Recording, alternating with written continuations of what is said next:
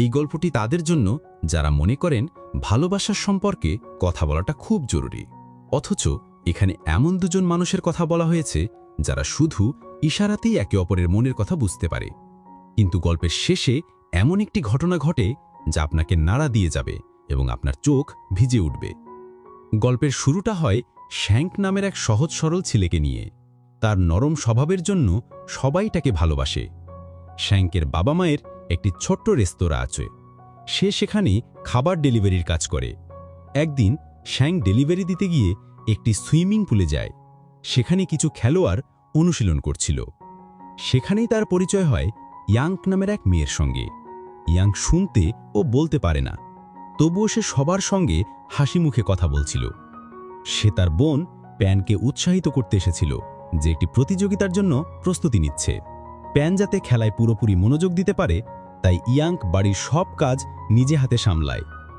Shank delivery দিয়ে যখন চলে যাচ্ছিল, তখন ইয়াঙ্ককে দেখতে না পেয়ে সে প্যানের কাছে জানতে চাইল ইয়াঙ্ক কেন এত তাড়াতাড়ি চলে গেল, সে কি অনুশীলন করবে না। প্যান তখন জানায় যে ইয়াঙ্ক এই দলের সদস্য নয়, সে শুধু তাকে দেখতে আসে। কাজের জন্য দেরি হয়ে যাচ্ছিল বলেই সে চলে গেছে। বাইরে এসে শ্যাঙ্ক দেখতে পায় ইয়াঙ্কের একটি ছোট্ট দুর্ঘটনা হয়েছে। সে দেরি না করে ইয়াঙ্ককে হাসপাতালে নিয়ে যায়। শ্যাঙ্ক যেহেতু সাংকেতিক ভাষা ভালোই জানত, তাই তারা ইশারাতেই মনের কথা বলতে শুরু করে। এই গুণটিই তাকে ইয়াঙ্কের কাছে নিয়ে আসে। হাসপাতাল থেকে ফেরার পথে শ্যাঙ্ক তার ইমেল আইডি চেয়ে নেয়, যাতে সে তার সঙ্গে যোগাযোগ করতে পারে। রেস্তোরাঁয় ফিরে শ্যাঙ্ক দেখে তার মা তার উপর খুব রেগে আছেন, কারণ সে সময় মতো সব ডেলিভারি দিতে পারেনি। শ্যাঙ্কের মা তাকে বাকি খাবারগুলো খেতে বলেন। যদিও মা তাকে বকাঝকা করছিলেন, কিন্তু তিনি আসলে তার ছেলের অনেক যত্ন নেন, ঠিক যেমন সব মা করে। তিনি চান তার ছেলে বেশি বেশি খেয়ে বাবার মতো শক্তিশালী হোক। এরপর দেখা যায় শ্যাঙ্ক কিছু খাবার প্যাকেট নিয়ে রাস্তার ধারে বিক্রি করছে। হঠাৎ সেখানে ইয়াঙ্ক এসে উপস্থিত হয়। শ্যাঙ্ক তাকে শেষ প্যাকেটটি দিয়ে বলে যে তাদের রেস্তোরাঁ খুব বিখ্যাত। যদিও এটা মিথ্যা ছিল, সে শুধু ইয়াঙ্ককে মুগ্ধ করার জন্য এটা বলেছিল। ইয়াঙ্ক খাবারটি খেয়ে সত্যি সত্যিই খুব পছন্দ করে, কিন্তু তার কাছে টাকা ছিল না।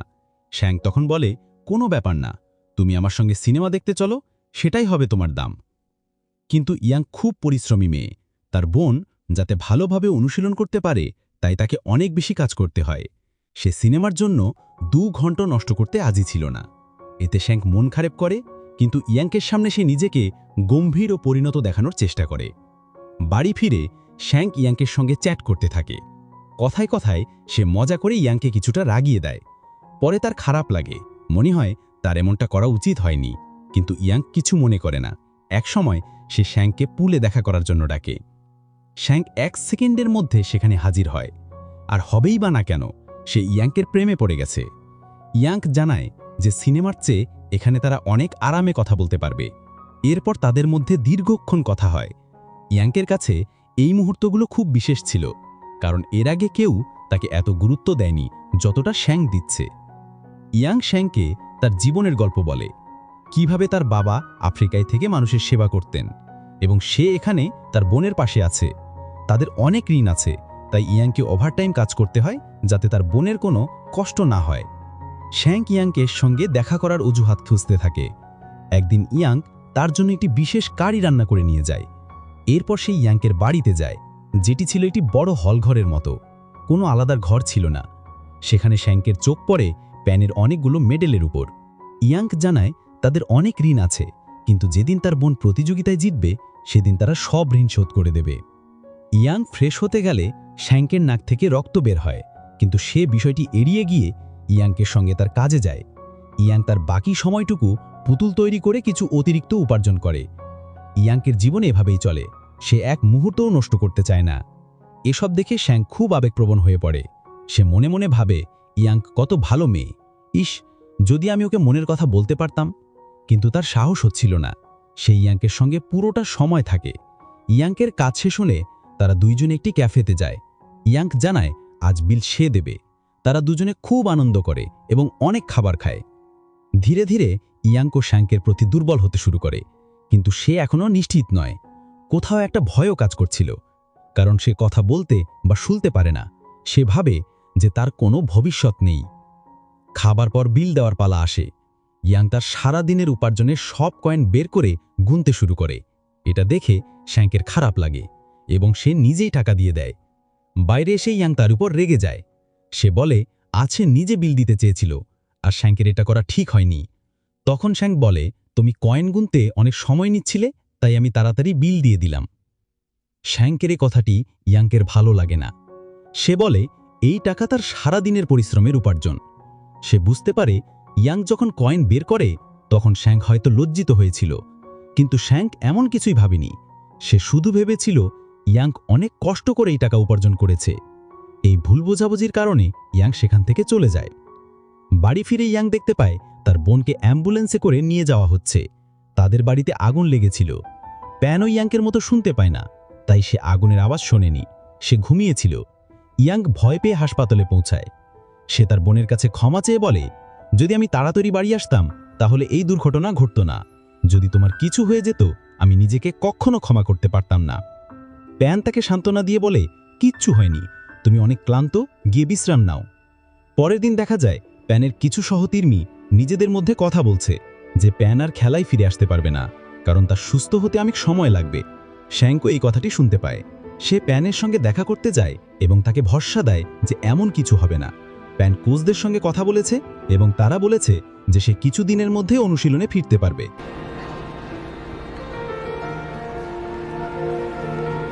এদিকে শ্যাংকির সঙ্গে ইয়াংকের আর কথা হয় না।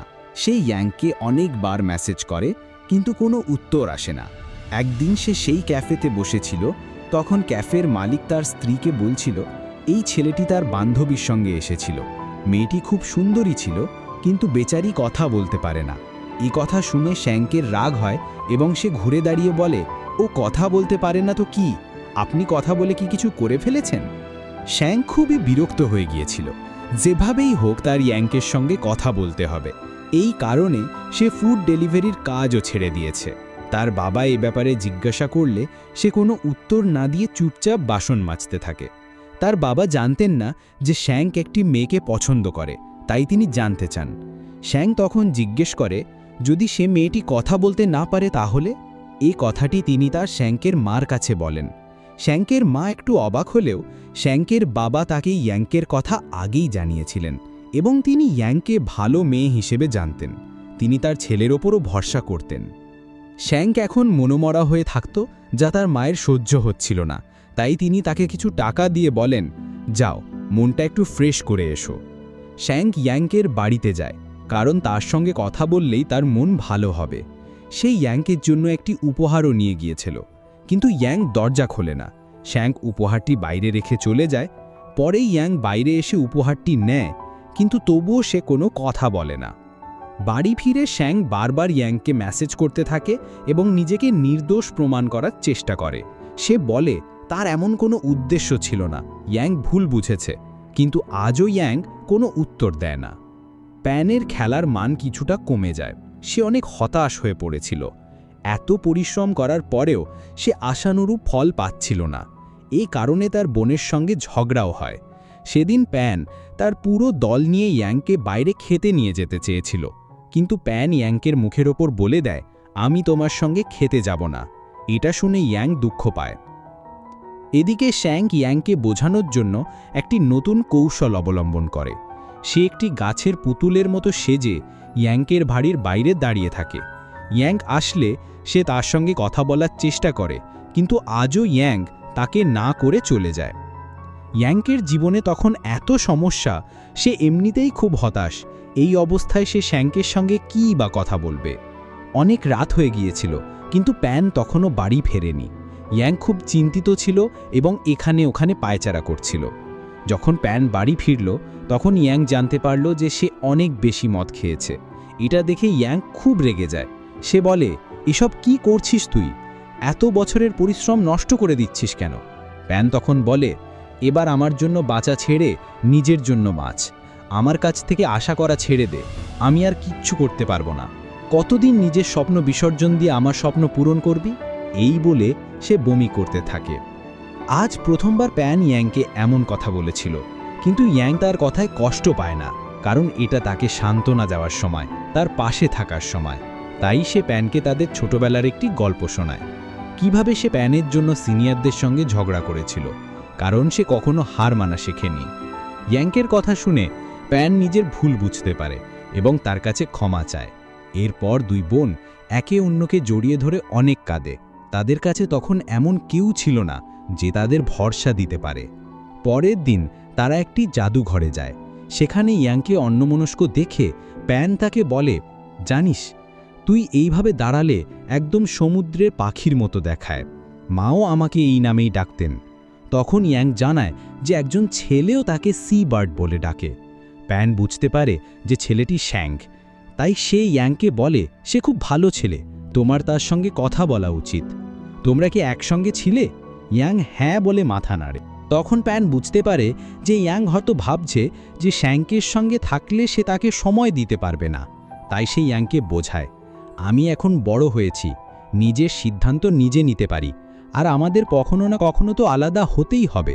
তাই তুমি নিজেকে সময় দাও, নিজের দিকে মনোযোগ দাও, নিজের ভবিষ্যৎ গড়ো। সেই ছেলেটি ভালো, তোমার তার সঙ্গে কথা বলা উচিত। কিছুক্ষণ পর দেখা যায় শ্যাঙ্কের বাড়িতে একটি খাম এসেছে। সেটি ইয়াংকের পাঠানো। সেই খামে শ্যাঙ্ক দেওয়া সব জিনিসপত্র এবং সে যে খাবার খেয়েছিল তার দামও ছিল। এটা দেখে শ্যাঙ্ক খুব হতাশ হয়, কিন্তু তার বাবা মা তাকে বলেন, এটাই তোমার শেষ সুযোগ, একবার চেষ্টা তো করো। যদি হেরেও যাও কি হবে, অন্তত এইটুকুই তো থাকবে যে তুমি চেষ্টা করেছিলে। গিয়ে তাকে বলো যে তোমরা তার সঙ্গে দেখা করতে চাও। এই কথা শুনে শ্যাঙ্ক খুব খুশি হয় এবং তাদের বলে, ঠিক আছে, এবার তোমরা সাংকেতিক ভাষা শেখা শুরু করো, কারণ আমি তাকে এই বাড়ির বউ করে আনতে চলেছি। এরপর শ্যাঙ্ক ইয়াংকের সঙ্গে দেখা করতে পুলে যায়। তাকে দেখে ইয়াং মুখ ফিরিয়ে নেয়। শ্যাঙ্ক বারবার ক্ষমা চায় এবং তাকে বলে যে তার বাবা মা তার সঙ্গে দেখা করতে চান। কারণ জানতে চাইলে সে বলে তারা তোমাকে রেস্তোরাঁয় কাজে রাখতে চান। শ্যাঙ্ক এত নার্ভাস ছিল যে সে আসল কথাটি বলতে পারছিল না। তখন ইয়াং জিজ্ঞেস করে, আমি শুনতে এবং বলতে পারি না, তারা কি এটা জানেন? শ্যাঙ্ক হ্যাঁ বলে মাথা নাড়ে। এরপরে দৃশ্যে দেখা যায় শ্যাঙ্কের বাবা মা ভালো পোশাক পরে এসেছেন। তারা কিছু কার্ডও তৈরি করেছেন যাতে তারা নিজেদের কথাই ইয়াংকে বোঝাতে পারেন। শ্যাঙ্কের মা ইয়াংকে প্রথম দেখাতেই খুব পছন্দ করে ফেলেন। তিনি ইয়াংকে বলেন, আমার ছেলে সব সময় তোমার কথাই বলে। এটা শুনে ইয়াং হাসে, কিন্তু শ্যাঙ্কের বাবা মা থামার নাম নিচ্ছিলেন না। শ্যাঙ্কের বাবা সরাসরি ইয়াংকে জিজ্ঞেস করেন, সে কি আমার ছেলেকে বিয়ে করবে? এটা দেখে শ্যাঙ্কও অস্বস্তিতে পড়ে যায় এবং তাদের এসব বন্ধ করতে বলে। সে এখনও ইয়াংকে কিছু জানায়নি, কিন্তু অবাক করে ইয়াং মাথা নেড়ে হ্যাঁ বলে। শ্যাঙ্কও অবাক হয়ে যায়, সে কিভাবে তার বাবার কথা শুনতে পেল। ইয়াং তখন জানায়, যখন তোমার সঙ্গে আমার প্রথম দেখা হয়েছিল তখন তুমি সবসময় আমার সঙ্গে সাংকেতিক ভাষাতেই কথা বলতে, তুমি এ ব্যাপারে আমাকে কোনো প্রশ্ন করনি। এরপর শ্যাঙ্ক তাকে প্রপোজ করে এবং ইয়াং হ্যাঁ বলে। কিছুদিন পর যখন তারা দুজন একসাথে ছিল, ইয়াং শ্যাঙ্ককে জিজ্ঞেস করে, তুমি তো শুনতে এবং বলতে পারো, তাহলে এই সাংকেতিক ভাষা কোথায় শিখলে? শ্যাঙ্ক জানায়, তার স্কুলে একটি শিক্ষক ছিলেন যিনি তাকে এটি শিখিয়েছিলেন। তার এই ভাষা শেখার প্রতি আগ্রহ ছিল, কিন্তু ইয়াংকের সঙ্গে দেখা হওয়ার পর সে আরও বেশি পরিশ্রম করে যাতে সে ইয়াংকের সঙ্গে আরও ভালোভাবে কথা বলতে পারে। অন্যদিকে ইয়াং জানায় যে তার এই সাংকেতিক ভাষা একেবারেই পছন্দ নয়, কিন্তু সে তার বোনের জন্য এটি শিখেছিল যাতে সে তার সঙ্গে কথা বলতে পারে, কারণ তার জীবনে ইয়াং ছাড়া আর কেউ ছিল না।